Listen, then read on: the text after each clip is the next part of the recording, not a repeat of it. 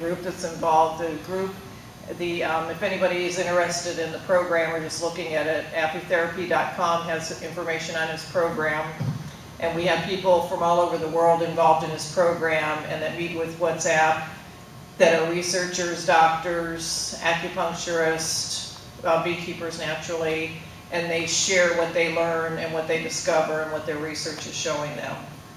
So it's pretty intense and quite informational things that I learned with using apitherapy in the different parts of the beehive and the products for treating and prevention and just general health. So I could speak for a week straight on apitherapy and all the different uses and specifics, but I think I have a half hour tonight, so I'm going to do the best I can going over the outline. Did everybody get an outline? So I want to go over it just in general to let you know what apitherapy is. A lot of people, when I say I'm an apitherapist, or they say to me I'm an apitherapist, most people think of it as a bee sting. Apitherapy is bee sting therapy. So they think an apitherapist bee stings and don't realize that an apitherapist uses the honey, uses pollen, uses propolis for different types of, for health and healing. So again, it's not just for I'm diabetic or I have sugar imbalances or I have a chronic bacteria or I have a virus. It's for what can the bees provide in their hive and what kind of products can we use just to be healthy so we're not treating different ailments or issues or imbalances. So I'm going to try just today to hit on some highlights, and maybe in a few more months I can talk about some specifics, but today what I hope you will take away is what is apitherapy, that it's not bee sting therapy, and that we can use it, that everybody can use it for health, for maintenance, and for prevention of illnesses, sicknesses, and imbalance.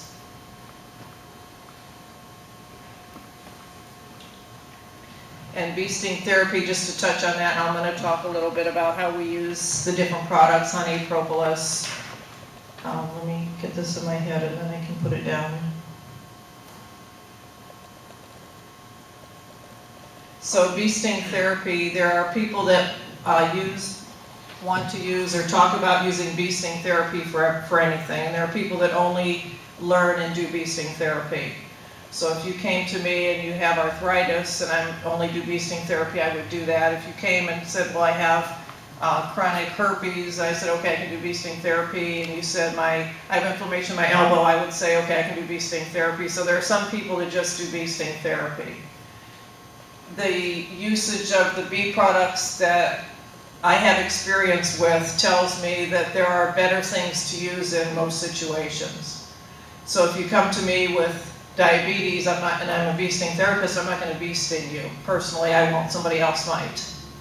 But I would find what part of the hive is best suited for whatever issue that you're dealing with. And your immune system just could be low.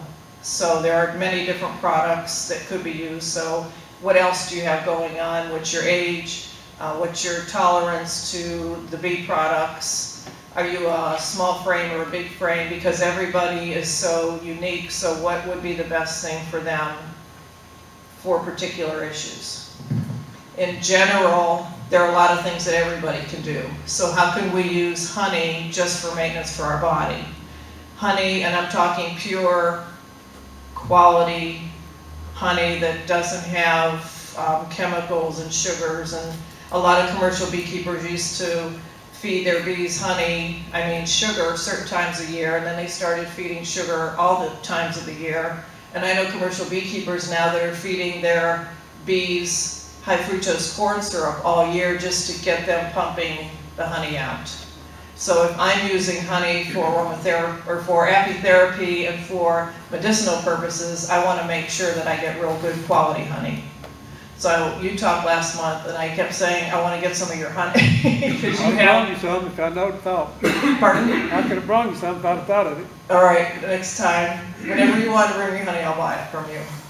So we all want to find a really good quality honey. If we're beekeepers, we know where our honey comes from.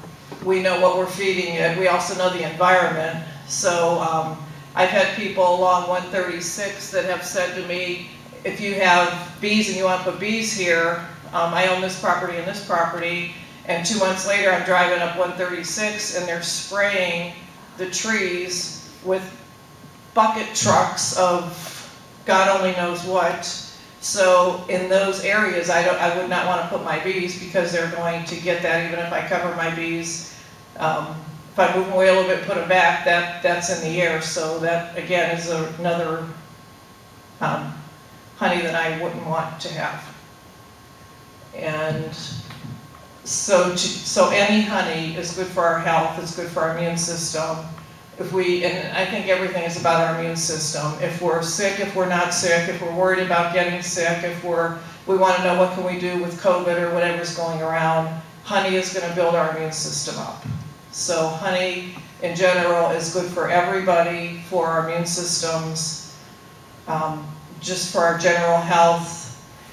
And then it also helps with specific issues depending on what they are. So I might have specific health issues that I'm not even expecting honey to address, but honey, because it's a balancer and it knows what's off in my body, can help balance. Is that clear? Make sense? Everybody with me so far? So honey for maintenance, there's honey for maintenance, and then there's honey for specific issues. So we can use honey either way. We can use propolis, we can use pollen. And pollen in the beehive is high protein, so people that might be protein deficient or are recovering from some immune system disorder, and protein would help. Protein would be a substance that's going to be helpful to people in that situation. If you don't have any health issues, but you take pollen, pollen provides protein, it helps with your muscles, again it helps the immune system. So pollen can be used just for maintenance, for health, or for specific issues. Another thing that I wanted to say about protein, our pollen with honey, and my daughter's in the back here and we brought some honey if anybody wants to look at it or buy some tonight. But I mix some pollen with honey because I use pollen with honey. I use different pollens, I use different honeys, and I also do some herbal infusions. So I'll use certain herbs with certain honeys. So if you have pollen and it's good for you and it's high protein, and I put it in a honey and let it break down the outer shell of the pollen, it increases the pollen properties and it also increases the honey properties. So it has a synergistic effect that we're just not taking the pollen and we're just not taking the honey, but we're getting, it's like 1 + 1 = more than 2 is what I always say synergistically, the properties of honey and pollen together. And if we blend herbs with honey, it does the same thing, it has a synergistic effect. So clover, for example, if we drink clover tea or eat clover, put clover in our salads, clover is a real good blood cleanser and blood strengthener. And then honey has properties that are helpful to the blood, to clear the blood, to keep the blood clean. So if we have if we have clover in honey as an infusion, then the clover is enhanced as well as the honey is enhanced for cleaning the blood and the bloodstream. So infusions are another way that I use honey medicinally. And then propolis is another component of the hive, and propolis is what the bees will go out, they'll get resin off the trees and they'll bring it back into hives. And there's a lot of research that has shown that the more propolis in your beehives, everybody familiar with propolis, if you pop open if you haven't had bees yet, and you go to pop open your first hive, and usually it's more towards fall or winter, and the lid is stuck, or the boxes are stuck together. It's the sap that the bees have gotten from trees, and they'll put it in and kind of seal their little home up. Well, that resin is like a glue substance, but if you can scrape that, save some of that, and make a tincture out of it, or grind it. I know people that grind it and put it in capsules and take it. It's highly antibacterial. So beekeepers, and you can tell me more if this is true or not, older beekeepers told me they used to scrape it, throw it away, they like hated it. And then they started doing research on, well, why are the bees even bringing it in there, what is it doing? And the research found out that it's highly it's one of the highest antibacterial substances like in the world, with it doesn't break down good bacteria while it's breaking down bad bacteria. And then the higher the amount in the hive, the more healthier the bees were. So then beekeepers were encouraged, like, quit scraping it and throwing it. The bees need it for a couple reasons. It makes the bees healthier for one, and it also seals up the hive so the the hive isn't getting like ants and other things coming in the hive. So Propolis can be used for maintenance. Again, it's antibiotic. I have used it and have had clients that have used it for gum recession, for sinus infections.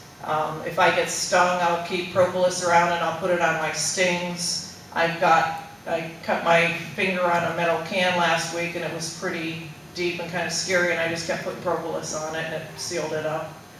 So Propolis we can use internally, we can use it externally, we can use it for maintenance of the body. I was taking it all last winter when I was just trying to keep my immune system strong when I knew it was weak. If we're sick, if I'm not feeling well, if I have a sore throat, I'll take more. So Propolis is a really powerful, helpful component of the beehive. And so many beekeepers I know just want honey. Some beekeepers just want the money. But there's so many components of the hive, and Propolis is a really powerful and important part of the hive and used for holistic healthcare. So the pollen, the Propolis, the honey, the comb is used probably less than everything else, but I like using, when I get some fresh comb, I like keeping it in I like honeycomb. I don't like just knocking the honey out and having jars of honey. Most of my honey has comb in it. And when I am bringing honey out of my hive, I keep it in as much comb as I can. And when I get a softer comb, I'll do special things with it. Like last week I had some frames that was a real soft comb.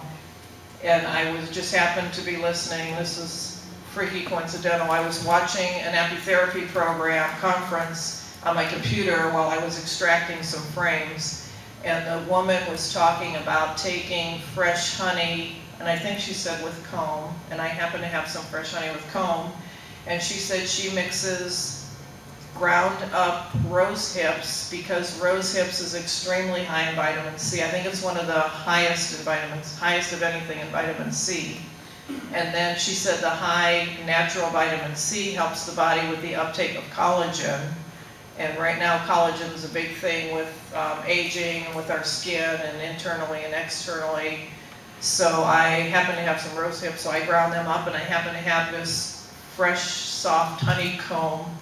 So I was beating them up in between doing everything else and kind of ended up with this creamy rose hip, rosy color, fresh comb. So clients that I have that buy my products regularly, when I have something like that, when I send them an order, I'll just let them know I made some rose hip honeycomb that I have available, or I have some mint infused honeys, and the mint infusions are real good for the stomach. Honey is good for the stomach, and then I add mint to it, so then again, synergistically, I have a product that's real good for abdominal or stomach issues. So then I just let people know this is what I have on hand, and I have clients that will call and say, I looked on your website and I didn't see this or I didn't see that. Because I don't have everything all the time, I kind of make what nature and what the bees give me, and I do the best I can with it, but sometimes I'm not even getting honey.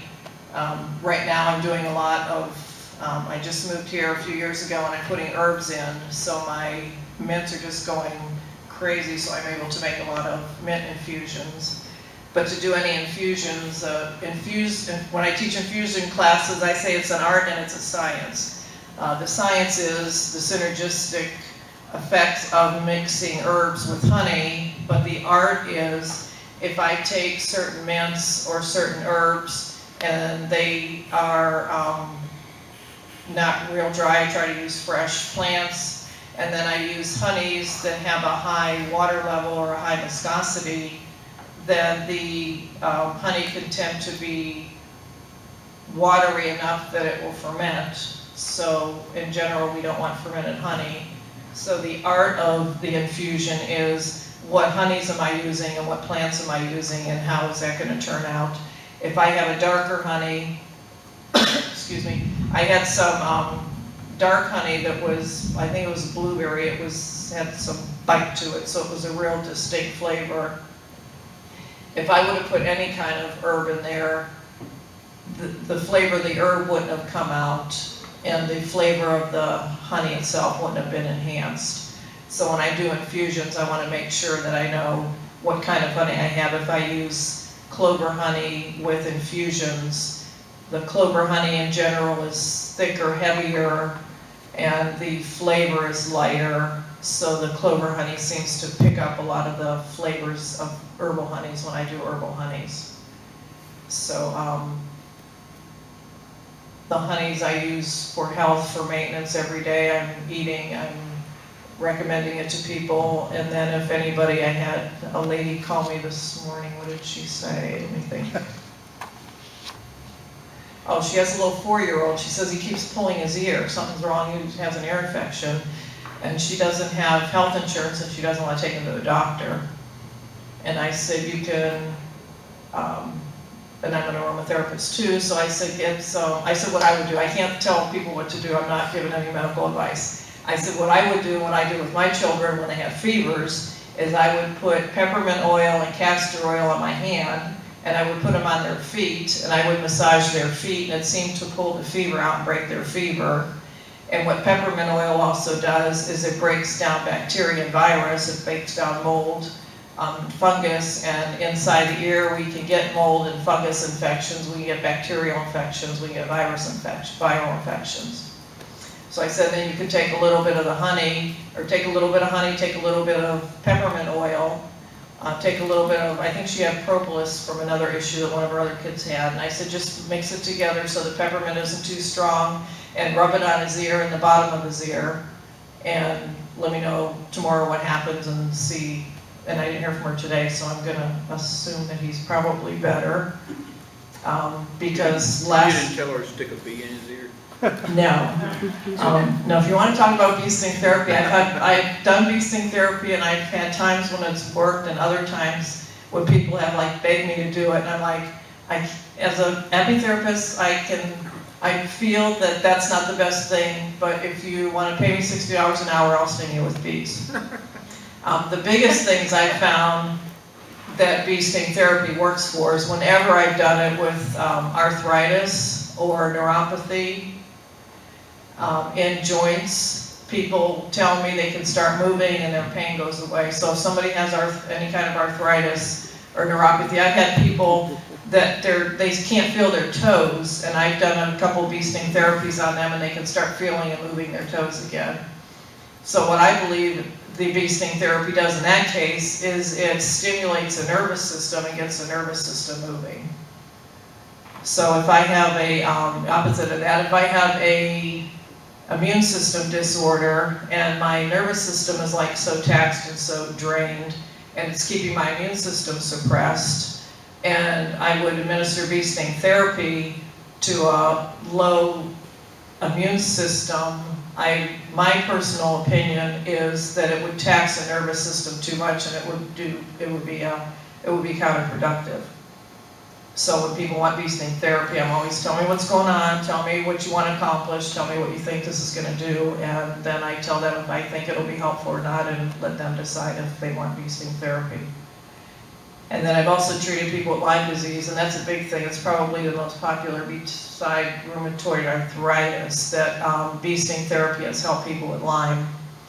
And my study and experience with Lyme, and I've had it myself off and on for decades, and I've worked with a lot of people. I had one year, I had a couple people that came to me with Lyme disease, and I started working with them. I didn't do bee sting therapy, I did some other things, but then they started sending Lyme people to me. And at the end of the year I counted, and I think I saw 24 people with Lyme disease, and 2 of those people really had Lyme disease by lab testing that I did, and the rest of them didn't have Lyme disease. They had symptoms of Lyme disease, but they didn't have Lyme disease. But for years they were told, one lady 7 years, one lady 18 years, so they were battling this thing that has a name to it, when in reality it probably wasn't even they didn't even have what they were told they have. They had symptoms of it. Lyme is usually diagnosed symptomatically, but they couldn't get better. Part of it was they were told, with Lyme disease you don't get better. So then when I saw them and said, well, you don't have Lyme, but this is what's going on, and these are ways that we can treat, and all the ways that we can treat, no matter what it is let's address your immune system. Let's build up your immune system, and also addressing emotional issues as well as physical issues.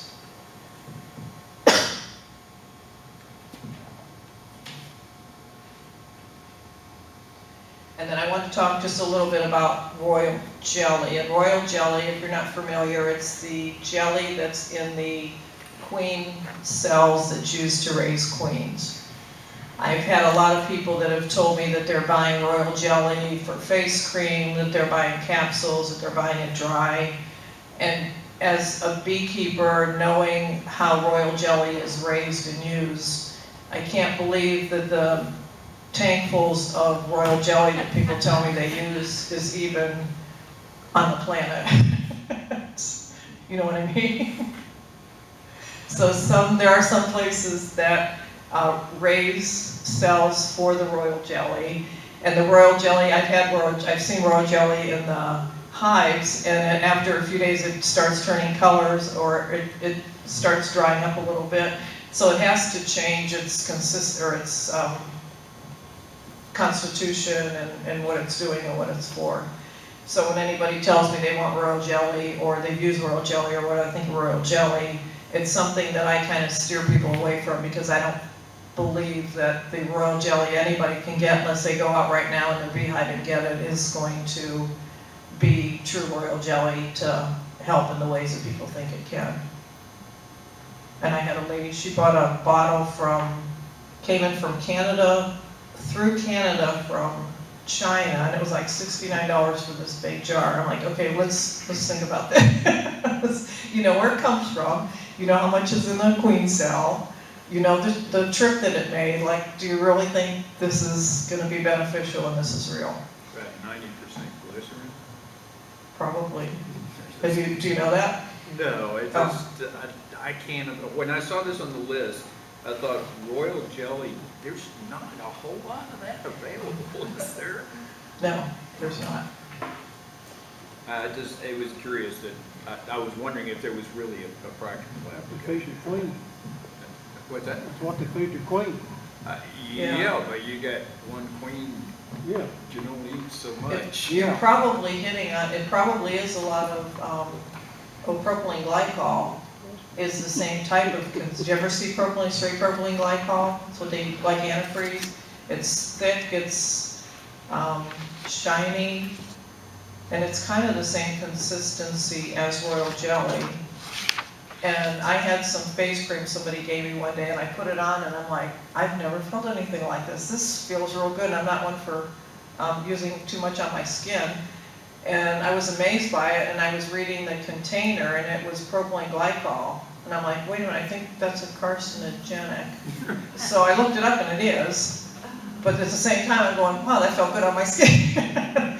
So if it's being sold as royal jelly, and people are putting it on their skin, and it feels good, and they think it's royal jelly, then it helps, maybe the skin, it moisturizes it for a little bit, but it's a carcinogenic, and at some point is known to cause cancer.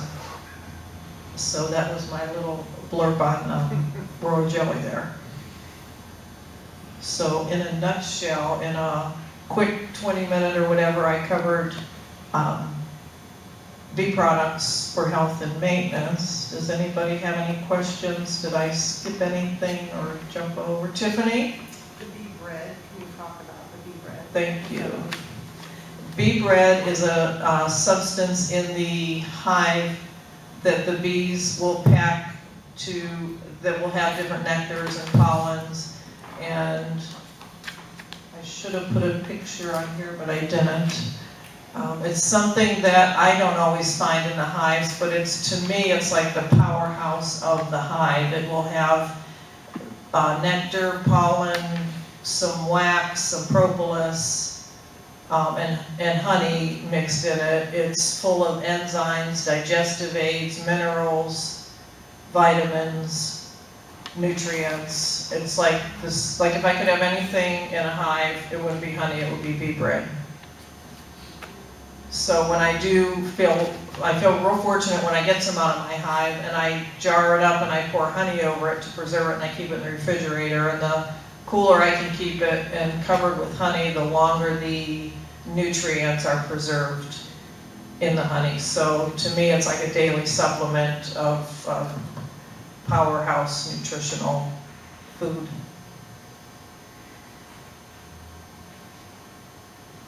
Yes, sir. You were talking about infusing clover in honey.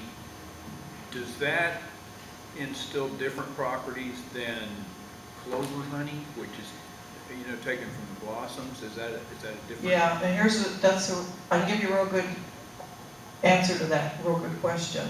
When we buy clover honey, wildflower honey, sourwood honey, we don't really know that's what it is. I've been working with Texas A&M in Texas. They have a lab that tests honey, it tests the pollen in the honey. So if I send them a honey sample, they will send me the results of what that honey is. That we used to. Yes. I sent Derek there a couple of years ago when I first moved here. I wondered where that analysis came from, because I got a bottle of his honey and it had that Oh, analysis so, on the back yeah. from you, and I wondered, how'd she do that? There's not very many people in the country, and I know beekeepers from one end of the country, in north and south and east and west, and there's a couple in Knoxville that I know that will send their honey out there, but in general, most people don't send their honey for analysis, mostly because it costs money, and takes time, and they just want to call it what they think it is. And some beekeepers call it I've heard them say, well, it's by this color, this is what it should be, or every year I put my bees here, so this is what it is, or it's light, so it has to be clover.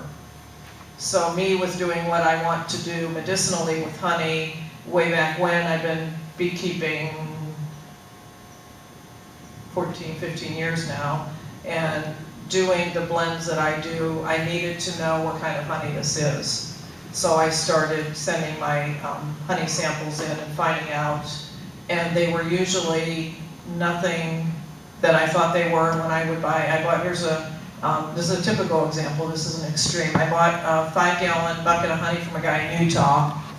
He said, I take it up in the hills of Utah. He said, for 100 miles, there's nobody around. I set it up on a hillside, and there's, I think you told me alfalfa, it's in an alfalfa field. And then there's some sage around, wild sage around, and then there's some desert acacia and some other things. So I sent his honey in, and it came back, it was mostly clover and something else. It was none of the three that he swore that it was. So when I called him, I said, did you say there was, I don't know if it was mesquite or whatever. He said, well, it's there, but it's like 2 miles away, so I don't think they would have went there if they had this other to pollinate here. And I said, no, that's what it was. So the bees were going after something further away than what's right there. And at my place, I have herbs growing all over a half acre, and I yet to see a honeybee this year on anything. I see the bees come out and they go straight up into the trees.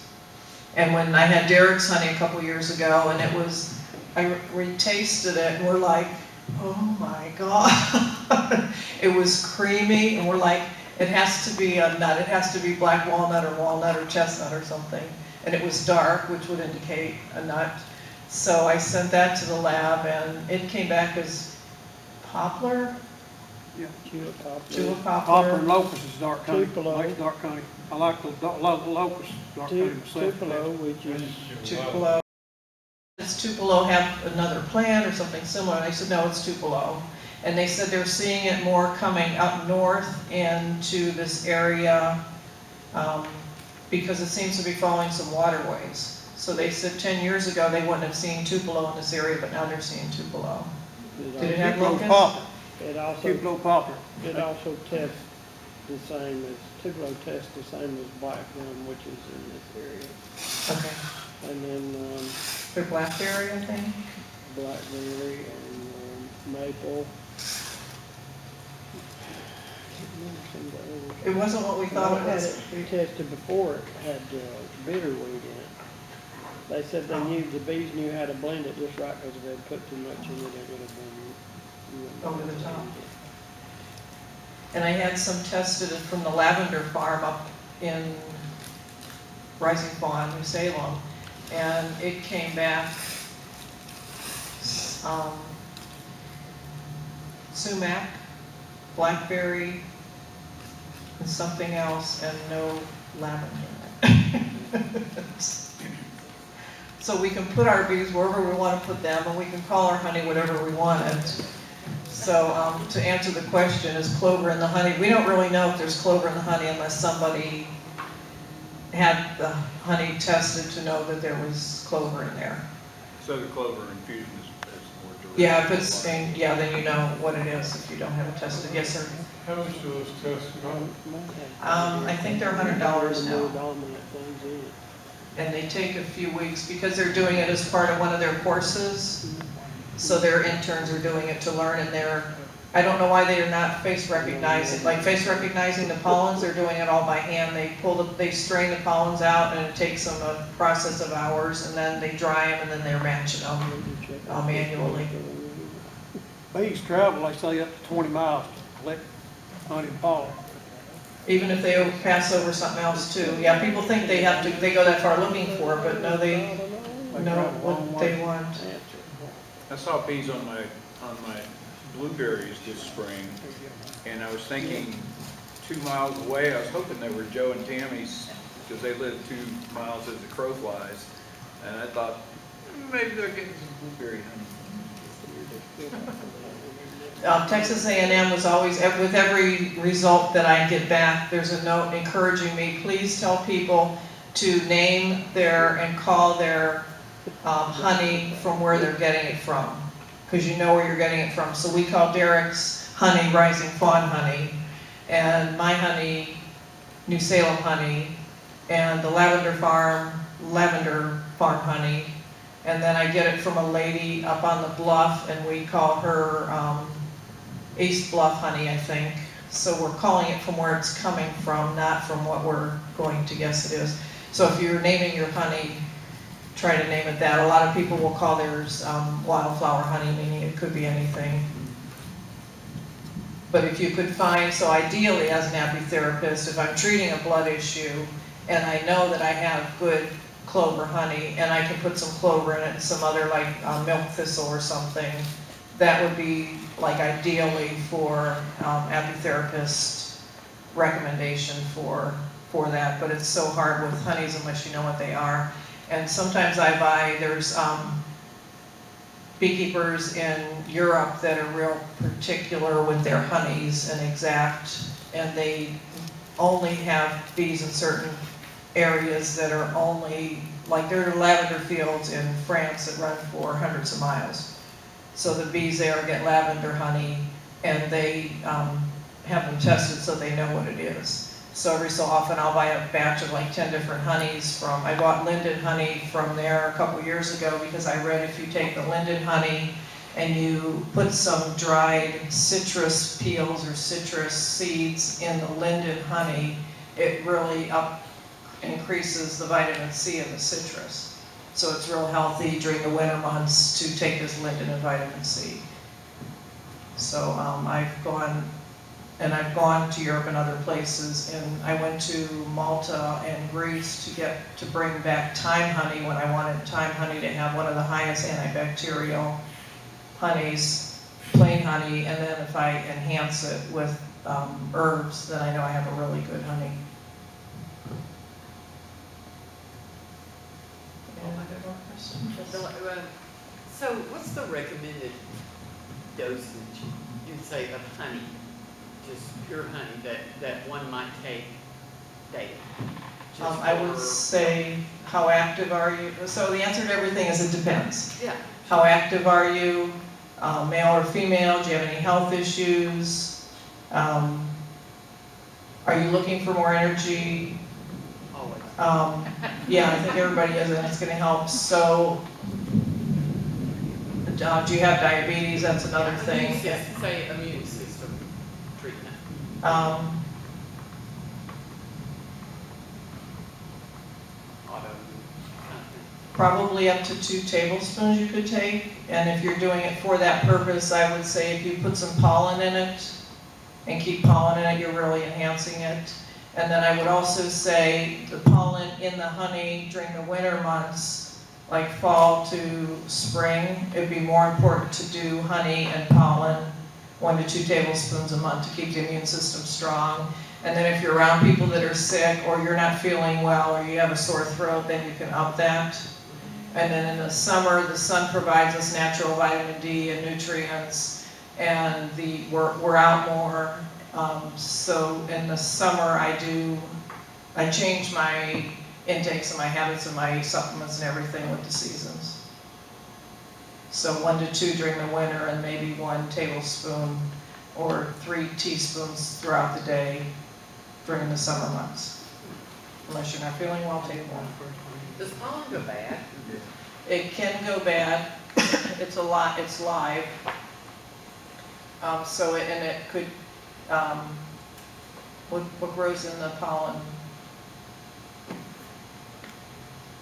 Derek, do you know what grows in the pollen? What grows it? Yeah, the little wormy things, Small hive beetles. high beetles and like warbles or something, I think. Mhm. Do you know warbles? I've heard of it, and I don't know what it is. I gave my kids, my daughter's here tonight, I gave my kids bee pollen since they were real little, and we opened one bee jar one day and it had these things growing in it, and I called the company and they said because it's so fresh that it can grow, these warbles can grow in it. So, do you remember not having one touch pollen for a couple of years? It's live, so you want to keep it in the refrigerator or freezer, that's going to preserve it. And then if you put it in pollen, then it will stay fresh and even enhance itself with the honey for a couple of years. Where do you get it? I mean, do you buy it, or do you, I've gotten jars of honey, of pollen here and there. Where do you get it at? Yeah, I've bought it at a store, different, places to travel. Health food Do stores. you have any? No, I got pollen traps, but I hadn't used them long in a while. Okay. You know, most Is it people better to collect do pollen, local? the Oh, fresh definitely. pollen, if you set your hive on a stand, and it's got a drawer on it, it's got a screen, and the bees come in and land on the screen with the pollen on, and that screen kind of knocks some of that pollen off, and you got to empty it every day and save that pollen. And people usually collect the pollen like that, puts it in cat food and sell it to cat food. That's where they get the pollen, with the pollen trap, they call it, from the bees. Or right in the so if I get it that way, I clean it Fresh, out, it's and 100% right in the pure. refrigerator. Yeah. If you go, some of the farmers markets have it, they get it fresh that way, but as soon as you get it, you want to get it in the refrigerator. One time I took some and then I started wheezing. And, I've heard you're only supposed to take a little bit, or to know if you're allergic or have a bad reaction. And when I've heard people that have had that, I have a feeling that they're buying a commercial pollen, right, and it could have pesticides in it. I think the body's going to react more to pesticides. right. That's what I was wondering. Yeah, so that's why I'm so particular when I buy any of my honey products. And then when I can find good pollen, I'm like, can I get a gallon of pollen for me? And then it goes right in the freezer and lasts me quite a while then. Yes? Are there any concerns about ingesting any of the bee products if you are allergic? If you actually have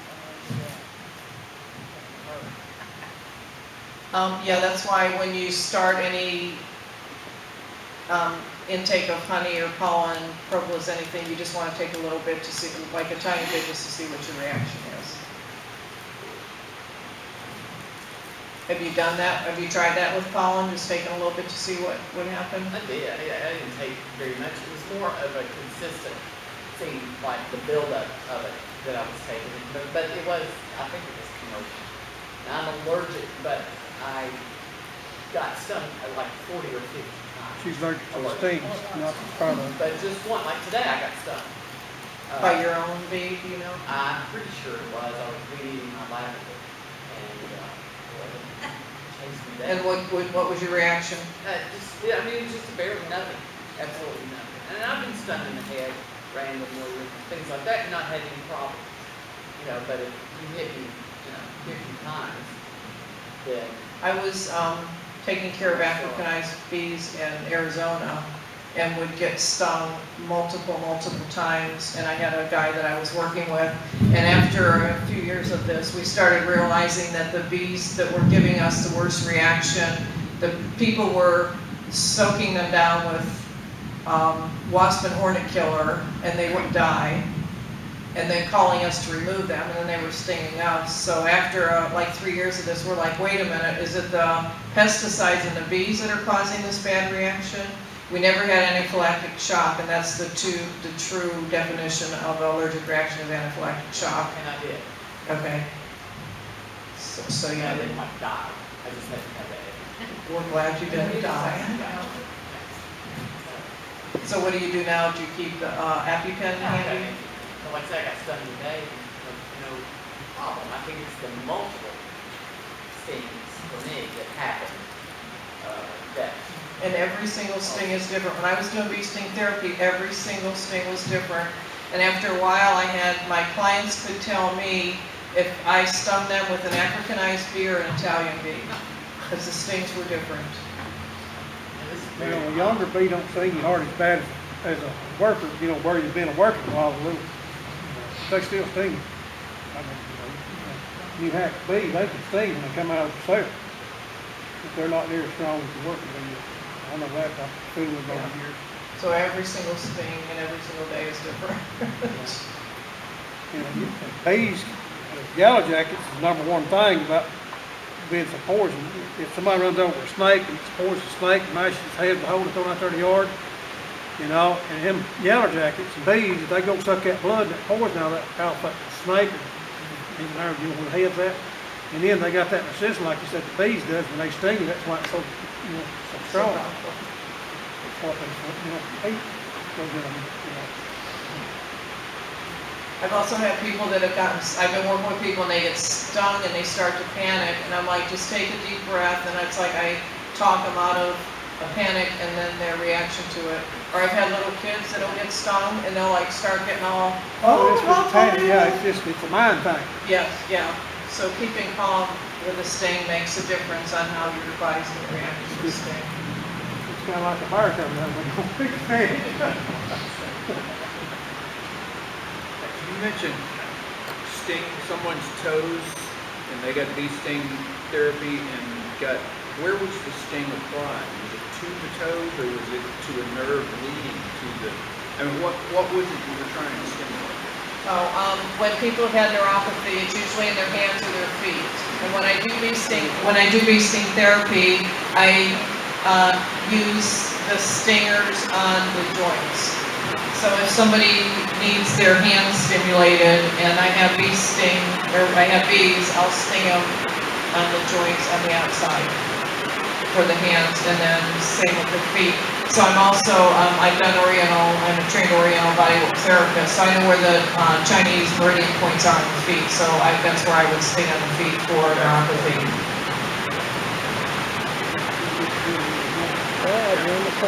Rheumatoid arthritis. They wake up with a yearning sometimes. Yeah.